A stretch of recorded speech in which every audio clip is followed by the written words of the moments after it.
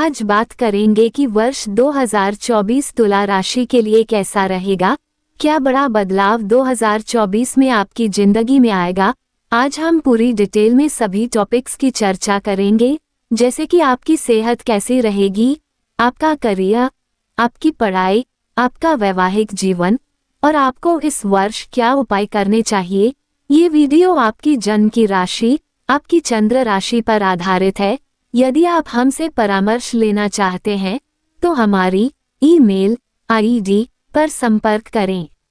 जब जनवरी का महीना शुरू होगा तो तुला राशि से नवग्रह की स्थिति इस प्रकार होगी। आपके सप्तम घर में देवगुरु बृहस्पति विराजमान हैं, जो कि राशि परिवर्तन करेंगे। मई 2024 में आपके अष्टम भाव में आ जाएंगे। 12वें भाव में केतु देव हैं, छठे भाव में राहु देव हैं। शुरुआती समय में दूसरे भाव में बुध देव और शुक्र देव रहेंगे। तीसरे भाव में सूर्य के साथ मंगल देव रहेंगे और पंचम भाव में है शनि देव, जो कि जुलाई 2024 में वक्री हो जाएंगे। तो सबसे पहले देवगुरु बृहस्पति की बात करते हैं, जो आपके सप्तम भाव में है। मई के महीने में देवगुरु बृहस्पति आपके अष्टम भाव में प्रवेश कर लेंगे। तो अब बात करते हैं कि गुरुदेव मई से पहले क्या फल देंगे और मई के बाद आपको क्या फल देंगे। तो बृहस्पति देव जब सप्तम भाव में विराजमान होंगे तो इस कुंडली में बृहस्पति देव मारक ग्रह कहे जाते हैं। छठे भाव के भी स्वामी है, जो कि एक बुरा भाव होता है। इसलिए बृहस्पति देव यहाँ पर वैवाहिक जीवन में परेशानियां लाएंगे। यहाँ पर गुरुदेव वैचारिक मतभेद दे सकते हैं। वैवाहिक जीवन का ध्यान रखकर चलिए, परंतु गुरुदेव की दृष्टि में अमृत होता है और गुरुदेव की दृष्टि आपके 11वें भाव पर पड़ेगी। इसके परिणाम स्वरूप आपको एक्स्ट्रा सोर्सेज ऑफ इनकम मिल सकते हैं। आपका प्रमोशन हो सकता है, कोई बड़ी नौकरी मिल सकती है और गुरुदेव की दृष्टि इस समय आपके पहले भाव पर भी पड़ेगी, जो कहीं ना कहीं आपके अंदर ज्ञान लेकर आएगी। आपको सही रास्ते दिखाएंगे गुरुदेव। सही रास्ते पर कैसे चलना है, कब चलना है, क्या करना है, इस सब की समझ आपको गुरुदेव देंगे। इन सब के अलावा गुरुदेव की दृष्टि आपके तीसरे भाव पर भी पड़ेगी, जिसके परिणाम स्वरूप आपके कुछ स्मॉल ट्रैवल हो सकते हैं। कार्य क्षेत्र से जुड़े हुए ट्रैवल्स हो सकते हैं, परिवार के साथ हो सकते हैं।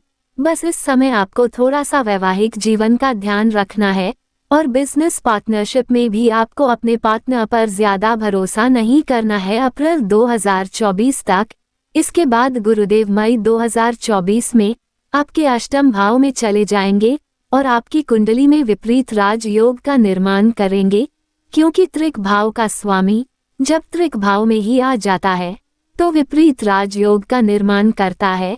इस समय यदि आप किसी स्थिति में फंसे हुए थे जिससे आप निकल नहीं पा रहे थे, तो इस समय आप निकल जाएंगे। जितनी भी परेशानियां आ रही थी, विपरीत परिस्थितियों में आप थे, कोई काम आपके फंसे हुए थे, तो गुरुदेव इस समय आपको सभी परेशानियों से बाहर निकाल लेंगे। आपकी लाइफ में बेटरमेंट लेकर आएंगे। यहाँ से गुरुदेव की दृष्टि आपके दूसरे भाव पर पड़ेगी। यह पारिवारिक चीजों को लेकर बहुत अच्छा है, कुटुंब को लेकर बहुत अच्छा है। जो लोग फैमिली प्लानिंग कर रहे हैं उनके लिए बहुत अच्छा है। दूसरा भाव परिवार का होता है, वाणी का होता है। ह्यूमन रिसोर्स फील्ड में जो लोग हैं उनके लिए बहुत अच्छा रहेगा। वाणी से रिलेटेड यदि आप कोई काम कर रहे हैं तो भी आपके लिए बहुत अच्छा रहेगा। लेकिन गुरुदेव का अष्टम भाव में आना आपके पेट को, डाइजेस्टिव सिस्टम को थोड़ा सा खराब कर सकता है। इसलिए खाने पीने पर, अपनी डाइट पर, अपनी सेहत पर ध्यान रखिएगा। अपने बॉडी फैट का भी ध्यान रखिएगा, बढ़ने मत दीजिएगा।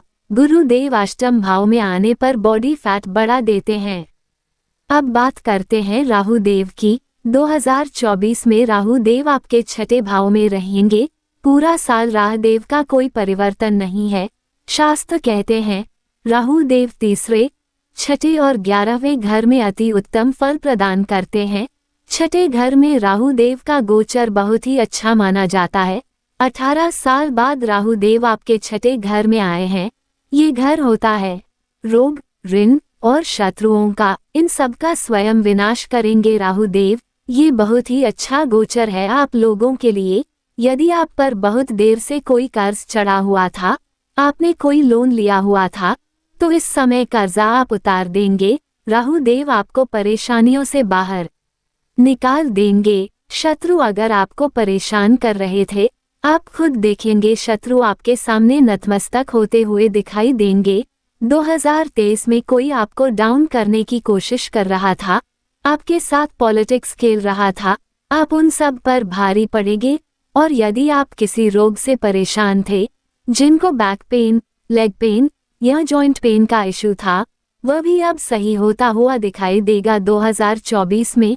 2023 में राहु देव पंचम भाव में थे, प्रेम प्यार में भी परेशानी दे रहे थे और विद्यार्थियों को भी परेशान कर रहे थे।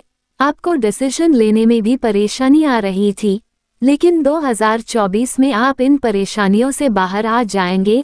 और केतु देव 12वें भाव में गोचर कर रहे हैं इस समय, ये बहुत अच्छा माना जाता है।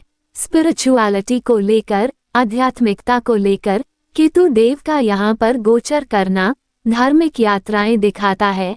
लेकिन बस आप थोड़ा अपनी सेहत का ध्यान रखिएगा, क्योंकि गुरु ज्यादा अच्छे नहीं हैं। अब शनि देव की बात करते हैं। शनि देव आपके पंचम भाव में रहेंगे पूरे साल, लेकिन जुलाई में मार्गी से हो जाएंगे वक्री। शनिदेव की ना तो ढैया चल रही है आपके ऊपर और न ही साढ़े साती। शास्त्रों में कहा जाता है कि शनि देव जिस घर में बैठते हैं उस घर की वृद्धि करते हैं, और जहां पर दृष्टि डालते हैं वहां पर परेशानी आती है। पंचम भाव होता है संतान का, शिक्षा का, प्रेम प्यार का। विद्यार्थियों के लिए ये गोचर अति उत्तम रहेगा। पूरे 30 साल के बाद शनि देव आपके पंचम भाव में आए हैं। विद्यार्थियों के लिए सलाह दी जाती है कि आप जो भी डिसाइड करेंगे आपके लिए बहुत अच्छा रहेगा। इसके साथ साथ पंचम भाव होता है संतान का। अगर आप फैमिली प्लानिंग करना चाहते हैं तो ये बहुत अच्छा समय है। ये साल आपके लिए बहुत अच्छा है और प्रेम प्यार के लिए भी ये साल आपके लिए बहुत अच्छा रहेगा। 2023 में आपको ढैया चल रही थी, आपके प्रेम प्यार में परेशानियां चल रही थी, अब आपकी परेशानियां दूर हो जाएंगी। लेकिन यहाँ से शनि देव की दृष्टि आपके सप्तम भाव पर पड़ेगी। यह आपके वैवाहिक जीवन को थोड़ा सा डिस्टर्ब करेगी। थोड़ा आपको आर्ग्यूमेंट्स और झगड़ों को कंट्रोल करके रखना होगा। अब बात करते हैं कि क्या उपाय करने चाहिए तुला राशि को। आपकी राशि के स्वामी बनते हैं शुक्र देव, इसलिए शुक्र देव के बीच मंत्र का प्रतिदिन 108 बार पाठ करिए। ओम शूम शुक्राय नमः। प्रतिदिन उगते हुए सूर्य को जल अर्पित करें तांबे के बर्तन से, और प्रतिदिन हनुमान चालीसा का पाठ अवश्य करें। अगर ये वीडियो आपको अच्छी लगी हो तो हमारे साथ बने रहिए और चैनल को लाइक, शेयर और सब्सक्राइब करिए। धन्यवाद।